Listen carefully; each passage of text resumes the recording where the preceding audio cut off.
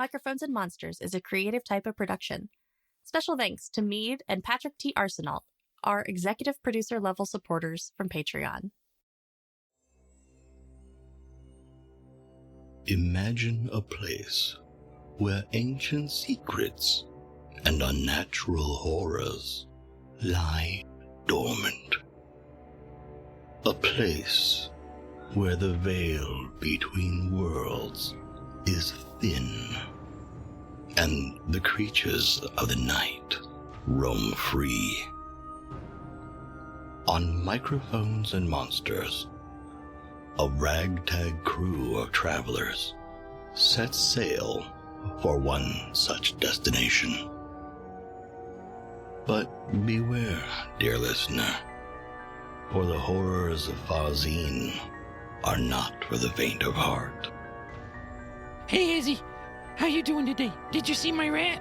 I did. It was a big one. Was he hard to catch? Oh no, I got him real good. I went around and he didn't see me, and then I jumped on him and I killed him. That's awesome, Rufus. I'm so happy for you. You ended up on this tiny boat going to this remote location as to do what? I am not sure as of yet, but a dark energy that is emanating from our destination. I sense a similar aura coming from yourself. The biggest advice that I could give you, Master Xerothin, is that you not lose yourself in the tide of darkness that is to come.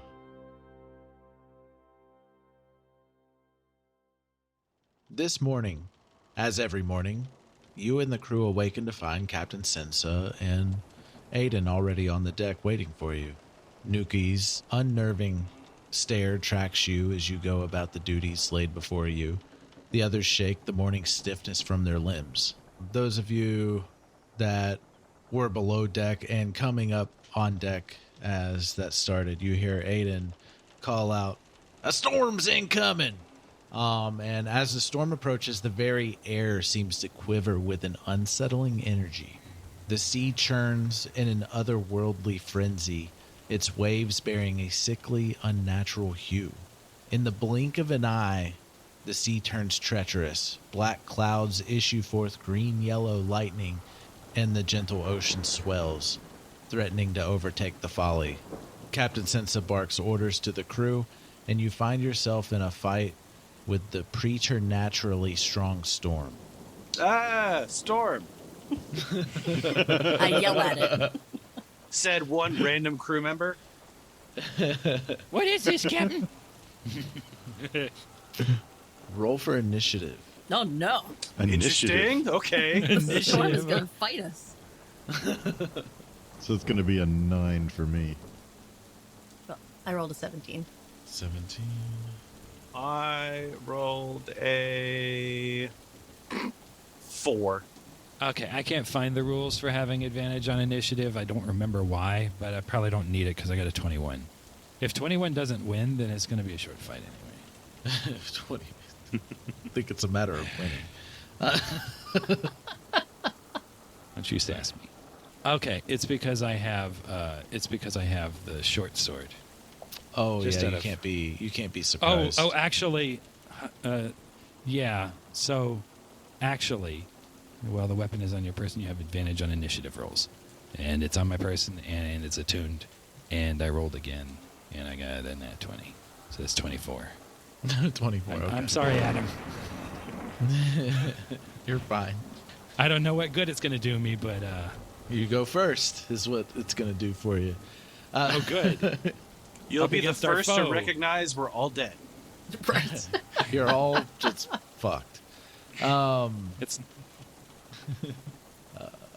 So, round one, the rolling waves and rain-drenched deck are difficult to stand on. What are you doing? What are you trying to do? okay. So I'm assuming that we're all just supposed to be on deck, right? Like on deck, like on the top. Yeah, all hands. And Since it's hard to an stand called on. all hands to deck. Yeah, it's difficult to stand. Okay. Well, I'm a cat, so might have a tiny advantage, although I don't want to get as wet, but it's a storm. So I'd probably have been near the captain, I think. Like I would have rushed up the second I realized something wrong, and I would have been like near the captain, at the helm or whatever. At the helm. Yeah. Yeah, so I'm just sort of going to brace myself, like on, I don't know, the steering wheel, whatever you call that thing, and just make The sure helm. that I'm not going to... The helm? I guess that's what it's called. Yeah. I'll sort of brace myself and make sure that I'm not going to, like, slip off or fall off the ship or something. I don't want to do that. Okay. I'm looking around, What's going on, Captain? This unholy storm's coming in for us. Brace for impact. I just did Goofy. Holy shit. You did. So there are yak folk now? You didn't say That's what that I the heard. captain was a yak folk. You said it was like a human or something, or part Brace deep for one impact. thing. Listen, Yeah. he was the first So- from a long line of yak folk. She. She is Captain, you're right. Yeah. But for the record, I knew it was she earlier. So you were already making your way there before this. Yeah, Large like I wave was sort was of doing coming my in. rounds, and I was coming up to say hello to the captain because we're such good friends now. And I just it sort of started happening right when I was next to the captain. Like right when I got up there, all of a sudden the storm blew up. Okay. Oh wait, I no, would say that- no, it warns me of danger. The magic weapon warns me of danger, so I kind of felt like something might have been wrong, and so I was like, I started making my way up to the captain to see if I could find out what was going on in the ship, because I imagine the short sort of warning is just like, because I have it attuned, and it's just like danger, like I just hear it in my head because I've got Yeah. it melded into me. All right. So what's your It's nice. movement? What's your movement speed? Oh, my movement speed is 40 feet. 40 feet. Okay. I would say you would be able to get to her in 20 feet. Cool. Okay.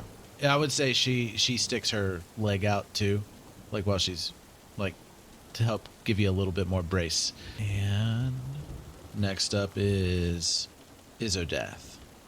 What do you do? Everybody's rushing to different jobs, trying to take care of different things. What do you do? So she'd be looking around to see if there's just anything logically she could help with, since she's small.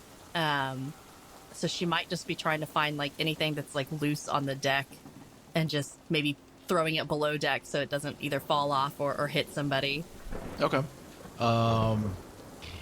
How much are you wanting to move to hit multiple things? What's your movement speed too? 25. 25. So she can't move a whole lot, but if she identifies something close to her that she could potentially like pick up and carry downstairs, then she might just try to get like one thing, and then she's going to be coming back up and kind of reassessing, and it might take her a minute to kind of figure it out. Okay, so you would use your full movement speed. Yeah. Okay, I want to say there's definitely like somebody brought up a crate to sit on in the morning while just getting themselves together, and you see it starting to slide towards somebody. So you go for it, and you get to it, and as you're making your way back to the stairs to go down below deck to push it down in there, give me a dexterity saving throw with disadvantage. Oh no. That'd be a 2. 2. Oh. That's wait, yeah, that's not enough. You don't say. You're As It's you're- supposed to roll more than higher one. than So This as just you're in, water is wet. so as you're pushing, like you're behind it and you're pushing the crate, and as you start getting to it, you trip and you fall prone. The crate does go sliding down the stairs. It's not pretty at all, but it still goes down the stairs. You had it lined Succeeded. up, but you are prone now. Excellent. If it makes you feel better, the fact that you're like prone on like flat on the boat, you probably won't fall off as easy It's true. because you got more surface area up against the boat. That sounds very nautical. Yeah. I believe it. Rue, Casa, and like everybody's going to their jobs. They're working. They're trying to get the the rigging to not break, like reinforcing it. Everybody's also doing what Izzodath did, trying to get any loose stuff either strapped down or below deck, and then go into the sails, everything. So Casa and Olo fall prone in that process. Everybody else is on their feet and going to it. Lucius, it is your turn. So I guess first question is, does anybody look like they've been hurt thus far in all of this? Nobody looks like they've been hurt, but you see 3 people prone. That's it. But nobody's bleeding or doesn't seem to have suffered any injuries from it. It's just they lost their footing. Okay. Let's see. And as far as like I guess just generally like things that need to be done, like do I notice anything that's like maybe like just loose, like that maybe somebody hasn't gotten to, or like maybe like a loose rope, something like that? I'll give you some examples. So you can remove hazards, you can bail the ship, or aid crewmates, self-preservation, of course, or something else that you come up with. Okay. Check the lifelines. Yeah. For the record, there's not much I can do. I'm an 8-pound cat. Yeah. It's not like I'm not trying to help. Oh, sure you can. Just you were pull self-preserving. pull this rope down. It's fine, Yeah, right? stay on the ship. What you did was self-preservation. Like that was a good call. Mm-hmm. Let's see. So I think maybe honestly the best thing that Lucius can do right now is try and like stay, as posted up like in a door frame basically as possible, and try and keep an eye out for anybody actually getting hurt so that he can try and heal them. Okay. Are you doing anything to help you keep your footing or anything? Well, like I said, try and find like some kind of a door frame or something that you can kind of post up, like brace against, more or less. I guess the only frame is the entrance down to the stairs. There's not really a door above deck or a frame. Yeah, above but it's like close enough together that you can kind of like press against like either side of it to kind of help keep yourself steady. Maybe in front of the helm, like you can try and hold and I guess on the the boards key there. is something that's also close by enough that it's not like he's just wandering around the ship like, will this do? Will this do? No, this won't do. Like, well, what about this? Yeah. Just something close and quick, and if it's not perfect, then it doesn't have to be. Okay. Like, even if it's just, there's a post here that he can just kind of hold on to. Like, yeah, I mean, there's that's fine as there's well. the mast or whatever. Is that what the big pole? Yeah, I guess you could hold on to a rope on the mast, Or you could tie yourself to the mast with a rope, also known as a lifeline. Yeah, I You guess would- I could do that. You would know this if you watched Treasure Planet recently, like I have definitely not done. All in preparation. Okay, yeah, let's do that then. We'll tie a lifeline. I think that's what you said, right? Yes, that's what it was called. Yeah. A lifeline. Mm-hmm. Okay. All right, so you are lashing yourself to the deck and observing everybody. Mm-hmm. Just trying to keep an eye out for anybody who might get hurt. Okay. Then you don't have a save to do this round. Yay! Hold on. maybe yay.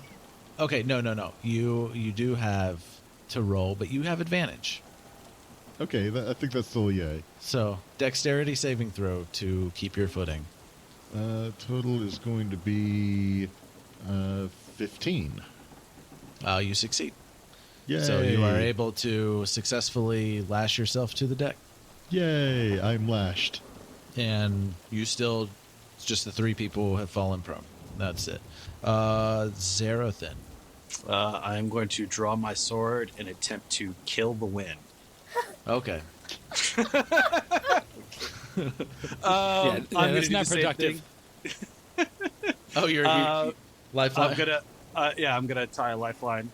I am going to make a concerted effort to not help up the people who have fallen prone and act in self-preservation. Okay. But you're nice Give me and that big. dexterity saving throw with advantage.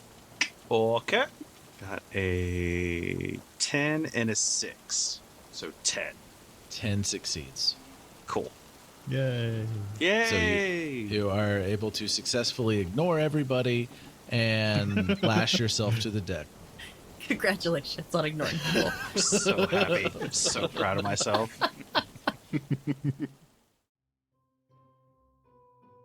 Fear not, brave listeners. This is just a brief interruption for some necessary financial lubrication.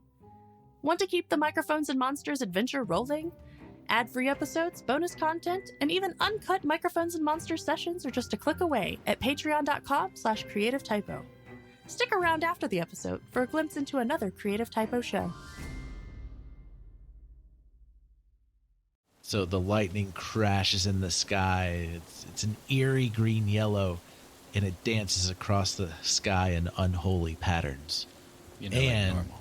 the lightning strikes the highest point around the mast. And despite this torrential downpour, it catches the sail on fire. Oh my. And Good. begins I'm to tied to burn. that. Well, there is 3 sails, but that is the big sail that you tied yourself to. Well, because Um, that's the one that you would tie yourself to, because that's the one that's in the middle of the boat. Yeah. And Rufus, What are you gonna do, what are you gonna tiny do? orange cat?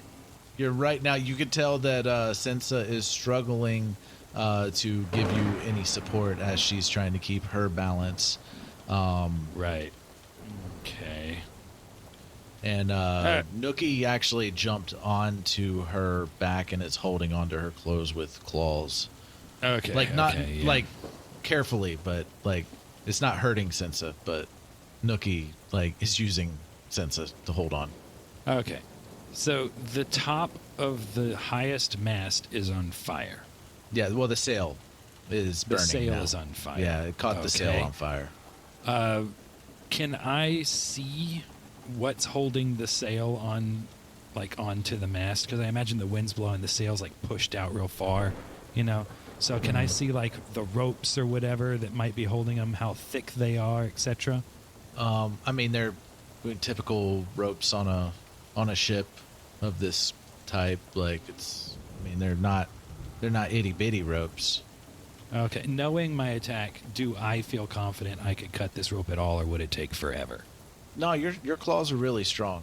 That's you what I have, thought. because you have that sword absorbed into your claws. Yeah. Right. Okay. With my 40 feet of movement, do I have the ability to get where the ropes are attached? So I'm looking to see, you know, like where the ropes are connected, and figure out which rope might get this sail off of its mast. Like if I cut this rope, the sail will go away, like because the wind will probably blow it. That's what I'm thinking.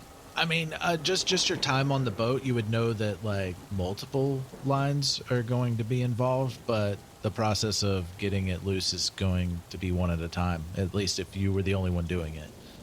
Well, where's the closest one? The rope. How far there's- do I have to move to get to it? Because I got 40 feet of movement.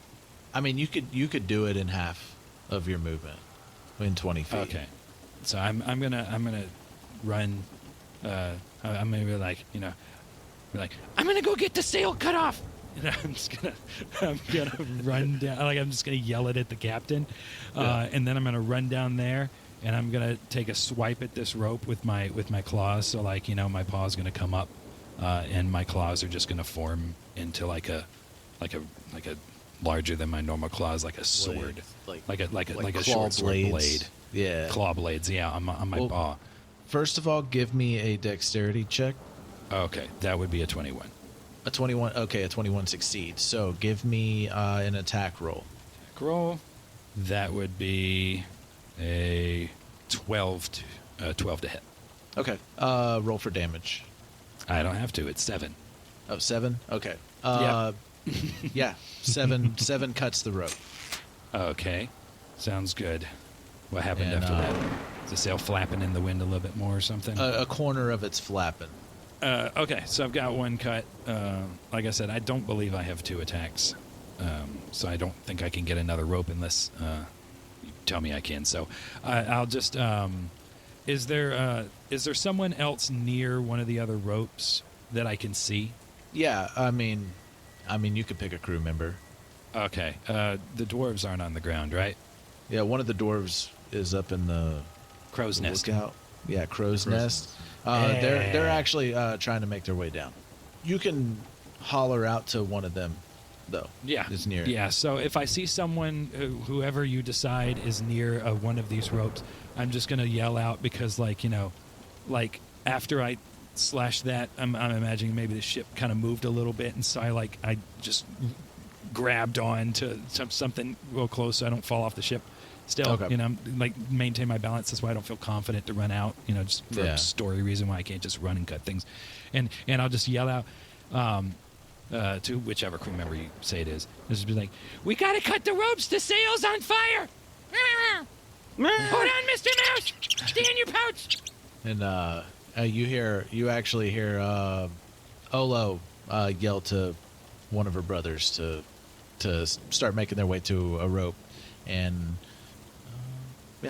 Izzodath, it's your turn.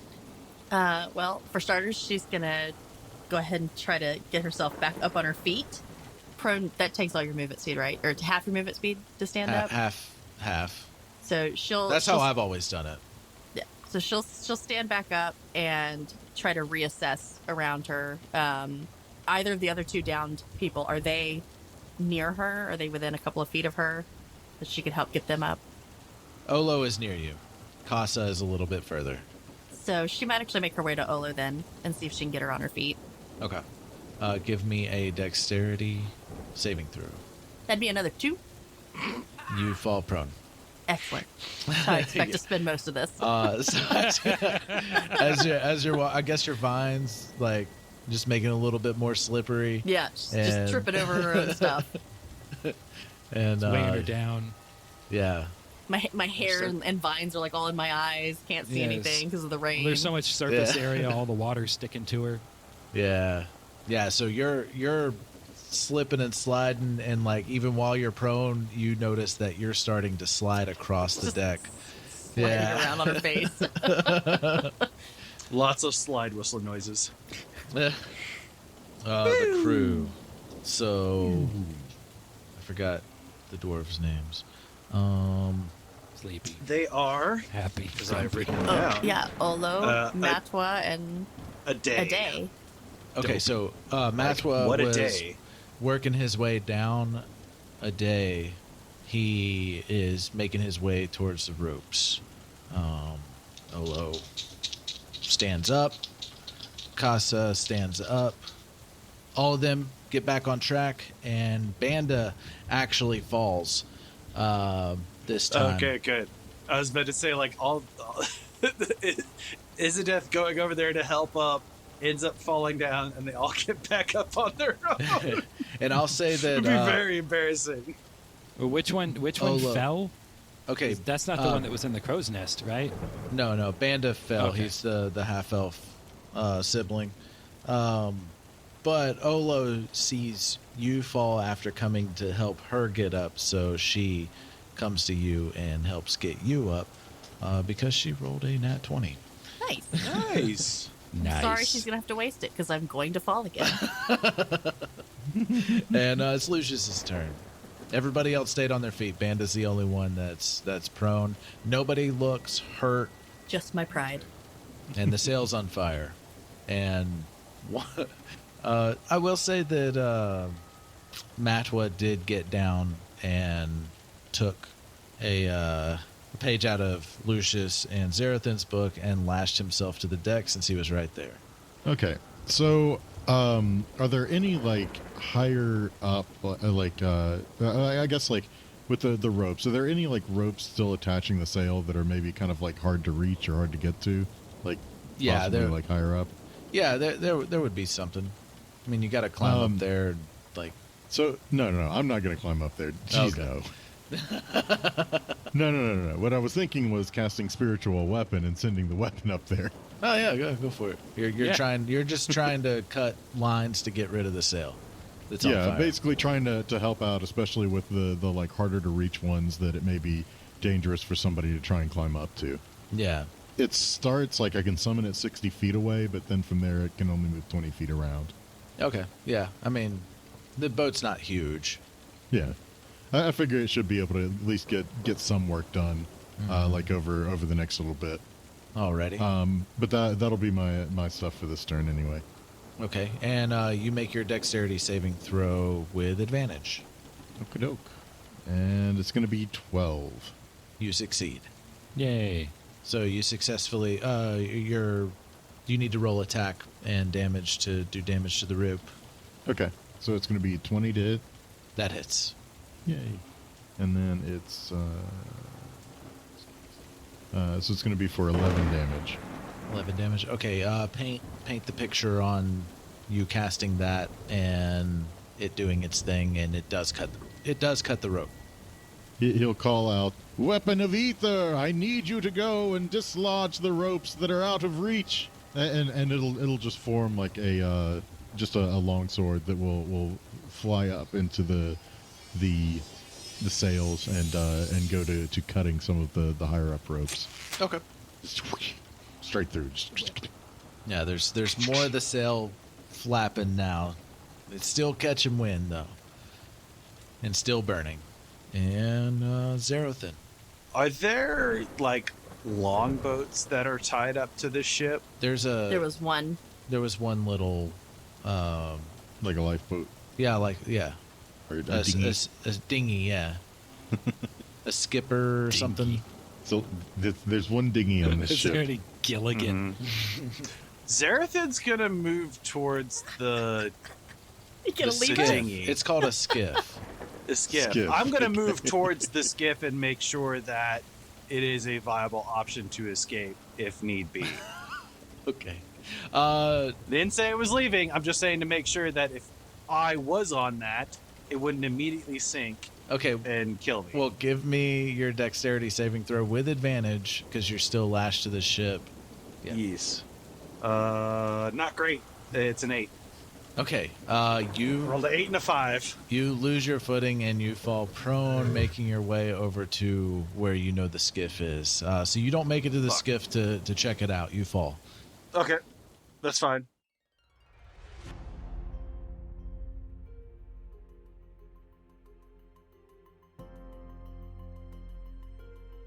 Join us next time on Microphones and Monsters, Ghoul Island, to see what dread and horror awaits our adventurers.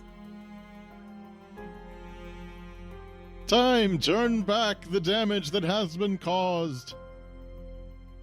I don't know a lot about sailing, but I am going to attempt to get supplies like extra food and water and whatever else I would need to be able to escape on that boat.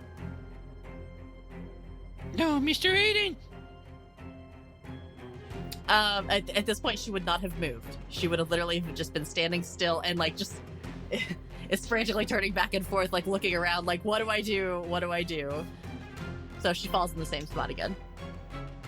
Captain, I tried everything I could. Please help. Please, I don't want to die.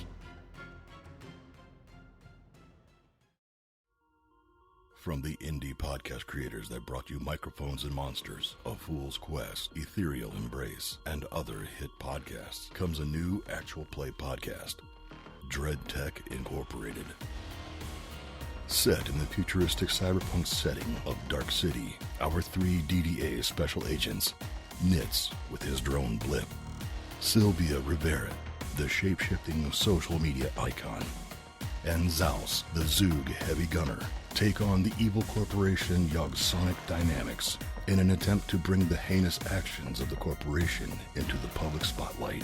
But will our heroes be prepared for the unworldly supernatural horror that lurks below the corporation's front?